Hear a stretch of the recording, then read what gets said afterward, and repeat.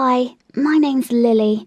When I was in high school, my dad worked as a principal there, and I thought that it was the most horrible period of my life. But later he was fired, and when he found out that I was the one to blame, he didn't want to be my dad anymore. My mum died 2 years ago, and it was decided that it would be better for me to live with my grandmother for a little while. But pretty soon it became clear that it was hard for her to look after a teenager. So when I had only 1 year to go till I graduated, I moved in to live with my dad. From the very first day, I understood that it was going to be a tough year. You see, my dad was that type of man who always was very strict and merciless, so to speak. He believed that only severe punishment could change someone's attitude, so nobody liked him as the principal at my new school, and some were even scared of him. As for me, while teachers were trying to be nice, my schoolmates were far from being friendly. Nobody wanted to join me on school projects, and I would sit alone in the cafeteria during lunchtime. As well as that, for some reason, they thought I was overdoing it, while I was just being a good student. I didn't want my dad to know how badly I was treated, because if he got involved in it, things could get even worse. That's why I knew I had to deal with my problems myself. At first I tried to look, less smart, and submitted poorly done work on purpose. But the only thing that influenced was my grades, which got lower. When my dad found out about that, he began reprimanding me for being inattentive and even assumed that I had fallen in love and that it was depriving me of being able to study well. In reality, he wasn't totally wrong. For real, there was this one guy, Tim, who really made me feel nervous whenever I passed him in the hall. But he belonged to that group of guys who usually mocked me the most, so I definitely had no chance to grab his attention, in a romantic sense. And there was another important reason for me to get rid of the principal's daughter label. You know what they say, where there's a will, there's a way. And while I was scratching my head about what else I could do to realise my plan, I happened to appear in the right place at the right time. One day I got punished for my poor grades and I had to clean the classroom after a few chemistry labs. But as soon as I got to the door, that was cracked a little bit open, I heard some voices that I was pretty sure belonged to Tim and the other guys from his group. Even though they were whispering, it was clear that they were discussing a prank that they were going to play on the principal, my father. Suddenly the door swung open, hitting me on the forehead so that I fell on the floor, and I saw Tim. For a few seconds we looked at each other eye to eye, and these were the most beautiful eyes that I had ever seen. But then the rest of the group appeared. One girl started saying that I had heard everything, and that I was going to tell my dad everything, and that they would be punished, and even offered to teach me a lesson for eavesdropping. Suddenly it hit me. This situation was probably my last chance to blend into the crowd. I promised that not only would I not tell anybody about their plan, but also I was willing to help with anything that I could. That girl looked at me suspiciously, and Tim winked at me, as if he wanted to say that it was a deal. The next day, we went to implement our plan. My task was to send a few texts from my dad's mobile phone to Rebecca's number, one of the girls from the group. The message was supposed to be obvious, something like, "I like you," and "Can you help improve my grades?" and other stuff like that. Then, after a few of these texts, she was supposed to go into the principal's office and start a scandal, having a camera in her purse, to record his stunned reaction. Was I thinking about what I would do if my dad knew everything that was going on? Not really. I was too focused on hanging around with a group of cool guys at school. In addition, Tim said that I was extremely brave for taking part in this, and that had immediately made him interested in me, so I was so excited about everything. However, our funny joke turned out to be far from the way we saw it play out, or at least, definitely not how I had intended. When Rebecca was already acting out her injured innocence scene in the principal's office, his secretary walked in. Rebecca couldn't admit that everything was just a joke, because she was afraid of being expelled. Dad's secretary had always been quite an unpleasant old woman. She took this and ran with it, promising to not keep quiet about it. So, long story short, after hearing in front of the disciplinary committee, it was decided that he would step down as principal so that the story didn't really go public. Dad was devastated. He couldn't find another school job in neighbouring towns and cities because there was no vacancies in the middle of the school year. And since the town we lived in was so small and there were simply no other schools there, the only job he could get was at a construction site, which apparently was quite different from the one he had gotten used to. I felt really sorry for my dad, especially since I knew exactly what had happened. But at the same time, I was no longer the principal's daughter, which definitely made my life at school easier. Even more, Tim and I began dating, and he continued to admire me and made me feel happy and inspired. Several months have passed since these occurrences, and I graduated from school and was already packing my stuff to go to college. But I still couldn't get rid of that bad aftertaste from this story. You know, Dad couldn't even show up at my graduation after all that. I think he got even more grey hairs on his head. But at the same time, I couldn't come up with an idea of how to tell him everything.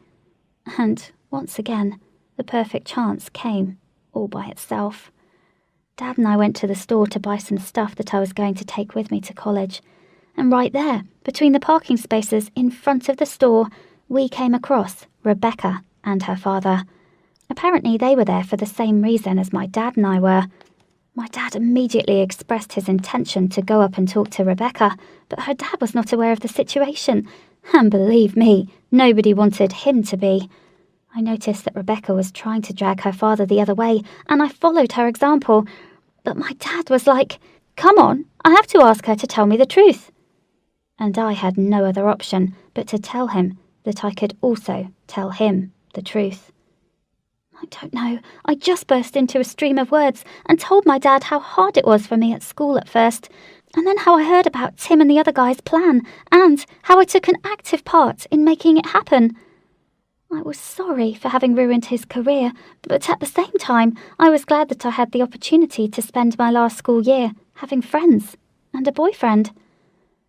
I was only able to look into his eyes once I had finished talking. Dad looked shocked and angry at the same time. I noticed that the veins on his forehead had gotten swollen and that his hands were shaking. He didn't tell me anything and just put the shopping basket on the floor and left, leaving me alone. Honestly, I felt relieved after having dumped the load of that secret off of myself.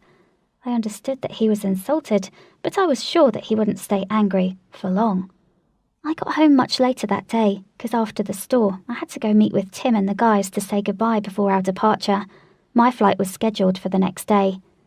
It was dark everywhere, and when I switched on the light, I almost cried out from the surprise. I saw my dad sitting on the sofa, and judging upon the odour, I felt he had been drinking. That made me nervous and a little bit scared, because he never, ever had any issues with alcohol. I tried to talk to him, but he just told me to go to my room. The next day when I went downstairs with my whole life packed in my 2 huge suitcases, Dad was already in the kitchen and still didn't want to talk to me. I once again tried to apologise for what I had done back then, but he only put his arm forward, showing me that he was not in the mood for any conversation. We were still silent when he drove me to the airport, and I felt really uncomfortable being in the car with my dad, with all that tension around. I guess it was right then when I truly realised how badly I had hurt my dad, while I was trying to set up my own life. Dad didn't really accompany me. In fact, he didn't even get out of the car.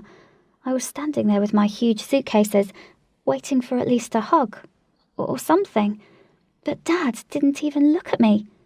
I heard the emotion in his voice, where he said that this was the last time we would ever see each other, and that he promised to pay for my education under one single circumstance, that I would never, ever come back home. Can you believe that? He abandoned me. My dad didn't want me to be his daughter anymore. There are no words to describe what I felt back then. I was crying during the whole flight. At first, I was hoping that when I got to my destination and called my dad, he'd already be fine. But he didn't even pick up the phone, nor did he answer my calls during the first week at college. when I kept calling him and leaving him messages several times a day. Since then, actually the one and only time when he did call me back was right before my break, when I left a message that I wanted to visit him at home and had already bought a ticket. He almost immediately called me back and said that I was no longer welcome there. That's it. For now, guys, I've already graduated from college, found a cool job, met a nice guy, and we're going to get married. But something tells me that my dad will not walk me down the aisle, because after all these years, he never forgave me. This is the story about how my pet lobster has changed my life. I know it sounds absurd, all the parts of it, but believe me or not, let me tell you how this happened from the very beginning. To start with, I'm Tony, and I'm kinda agoraphobic, which means I don't feel comfortable staying indoors. I have several years of therapy behind, and in the meantime, have learned to live my life peacefully with this condition. I can even come out to shops nearby, not far from home though. All the other time I'm home freelancing, surfing web, and being visited by my two best friends, who are more like bros for me. The only thing that freaks me out is that I can't travel, and traveling has always been my dream. Well, you need to be happy with what you have. I have a soft spot for fish and seafood. I eat a lot of fish, and as far as I can't go out, I prepare my food from scratch. It means I have a healthy working relationship with my local fishmonger. Every single trip, he will have some wild-caught, exotic, fancy, or otherwise intriguing catch. That day was no different. I walk in looking for some fresh fish when the fishmonger is like, "Ah, my friend, only the best for you. I have the special stock out back." Of course I want the special stock. So he goes out back and brings back this little fella, a lobster, beautifully blue, with just one antenna. He puts it on the table. It wiggles that little antenna at me. And in that moment, I decide that the lobster in front of me is special. I look into the lobster's eyes and feel that the moment I emotionally connect with a bloody lobster. I decide that I don't want to eat it, but to have it as a pet. I've even got a name. For me, he is Walrus. So I take him home and find myself in a hard position. I can't eat it. You don't eat pets, right? Otherwise, what should I do? I search on the web looking up lobster information, trying to work out how I will keep Walrus in my room. Eventually, I realize that there is no way of keeping him. I try to find someone who wants a pet lobster. Nothing. So I come to a conclusion that I need to set Walrus free back into the sea. Problem is that the sea is around 200 kilometers away from me, and I'm not the most mobile of all people. Suddenly, I notice that Walrus doesn't look very lively, and realize that without a water tank, our friendship will finish very soon. So I go on a panicked frenzy calling my friends and giving them an incoherent explanation on my new pet. They both fully understand, like, save the lobster? I'm in! Pick me up with the car and we head off to the supermarket to buy a water tank, sea salt, ice, water, and cod and carrots. I've googled what lobsters eat and got pretty confused, so we take both. As soon as I fill the tank with iced salty water and put Walrus in it, I see that he feels better. It's not ideal, but should keep him hydrated. Now we are supposed to bring him to the sea as quickly as possible. So we start off. I'm around my pet lobster all the time, trying to feed him, and only thinking about how to keep him alive for 2 more hours. It goes okay for 170 kilometers towards the sea, but when it's only 30 to go, I notice he has become unresponsive. I try to get him to do stuff, gently brush his eyes, click his claws, but to me, it's clear he is dead. So there I am, a big man crying over a lobster. We think it would be anyway nice to bury him in the sea where he belongs, so we make the rest 30 kilometers in solemn silence. When we come to the beach, I find some seaweed, wrap Walrus in it so it would be like home, and ease him into the wash. We contemplate him for a couple of minutes as I grieve over my pet friend's body, when I suddenly realize his antenna starts slightly moving. I rush to him and stay by his side while he slowly comes to life. Hell, this is one of a resurrection story. After some time, when he seems fully operational again, we push him into the sea, and I see him off gladly. I'm still looking at the sea dreamily, when suddenly I'm like, wait, am I 200 kilometers from home without a single panic attack? I am shocked. Seems that I was so focused on saving Walrus ASAP that I completely ignored myself being unable to travel far from home. Well, this is something I need to analyze. And you know what? This episode obviously hasn't healed me, but something happened and my phobia has become less fierce. I now start making small trips even outside the city. Not far, but still. I'm now okay with them, and I am thinking maybe one day I would even be able to plan a trip to one of the countries I have always been dreaming about. And each time I am thinking about where to go next, I also imagine my lobster friend running free deep in the sea and feel that Walrus was a special fella.